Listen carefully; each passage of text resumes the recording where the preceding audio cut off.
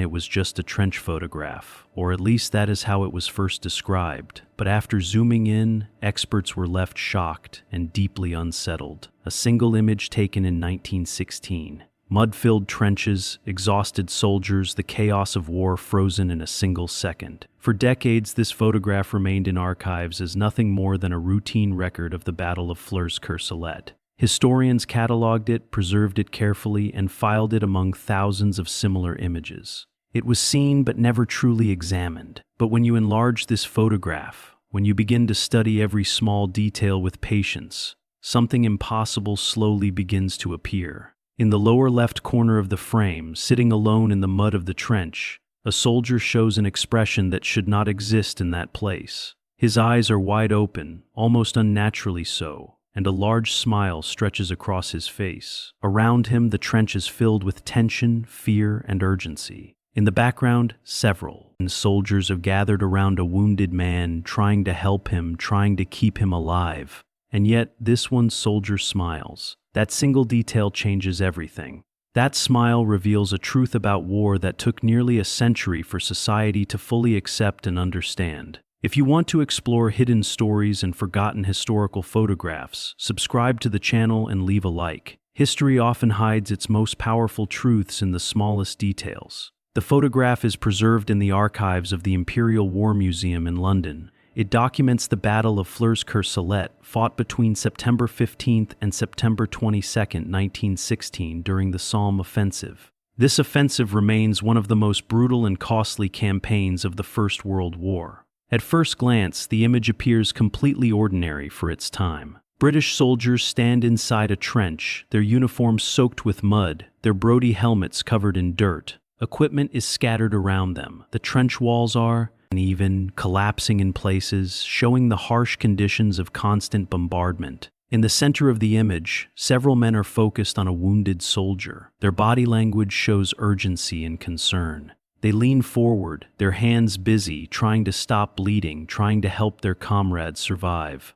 This part of the image feels familiar. It matches what we expect from war photography of that period. But then the eye is drawn elsewhere. In the lower left corner, partly hidden in shadow, sits the soldier. He is separate from the group. He is not participating. His legs are bent, his arms resting loosely at his sides. He is not reacting to the wounded man. He is not looking at the others.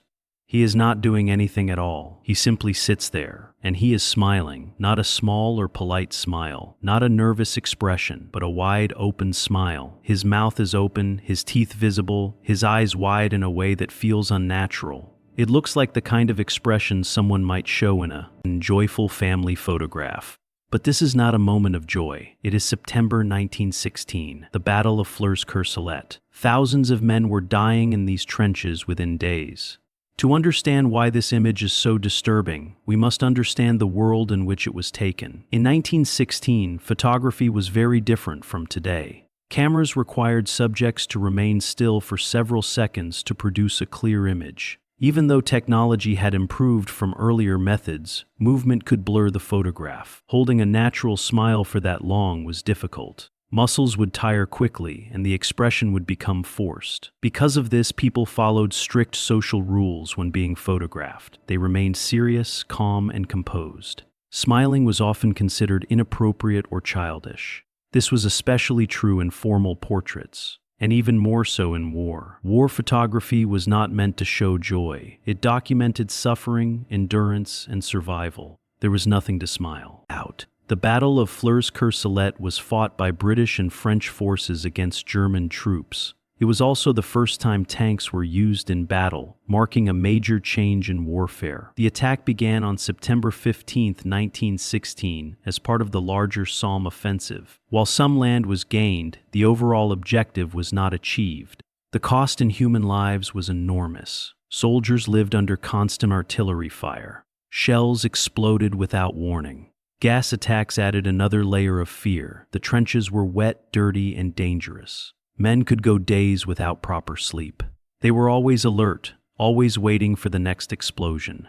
No one in that environment would naturally smile, unless that smile was not real, unless it was something else. World War I introduced a new kind of warfare, not just because of new machines, but because of the way death came. Artillery was responsible for most casualties. Shells fired from far away could land at any moment. There was no way to defend against it. No bravery could stop it. Soldiers heard the shells coming, a whistling sound growing louder. They counted seconds, hoping the explosion would not land on them. Then the ground would shake. Dirt, smoke, and noise filled everything. After the explosion, there was silence. And then the realization of who had survived. This cycle repeated again and again, not for hours, but for days, sometimes weeks. The human mind was not built to handle this kind of constant fear. Eventually, something broke. Not always the body, but the mind. Soldiers called it shell shock. It was a psychological collapse caused by extreme stress and trauma. At the time, doctors did not fully understand it. Symptoms included shaking, confusion, nightmares, and loss of control.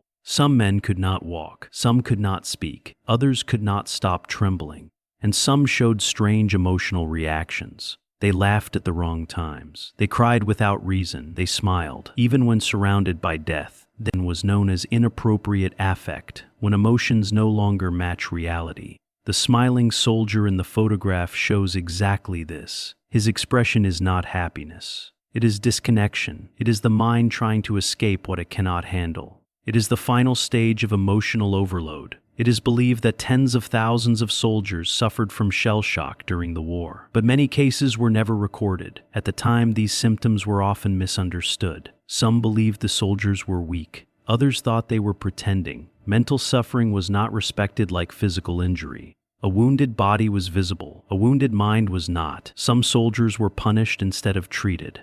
Over 300 British soldiers were executed for desertion and cowardice. Many likely suffered from severe trauma. It was not until 2006 that they were officially pardoned. Now, looking again at the photograph, everything becomes clearer. The smiling soldier is not okay. He is broken. His eyes are wide and focused. He looks toward the camera, but he is not really seeing it. His smile is wide, but empty. It is not joy. It is collapse. And there is another detail that makes the image even more painful. No one is looking at him. The other soldiers focus on the wounded man. They understand physical pain. They try to help. But the smiling soldier is ignored because his pain cannot be seen. To notice him would mean facing a truth they were not ready to accept, that the same thing could happen to them. So they look away. The photograph captures this moment forever. A man physically present but mentally gone. After the war, images like this were stored away. They did not fit the story people wanted to tell. Society preferred stories of bravery and victory, not stories of broken minds. Over time, understanding changed. Conditions like PTSD became recognized. People began to accept that war damages the mind as deeply as it damages the body. Today, anyone can view this photograph, and when they notice the smiling soldier, they feel confusion, then discomfort, then understanding. We do not know his name. We do not know his life before the war. We do not know what happened to him after that moment. But his face remains, captured forever, a silent witness to the hidden cost of war. His smile is not happiness. It is evidence.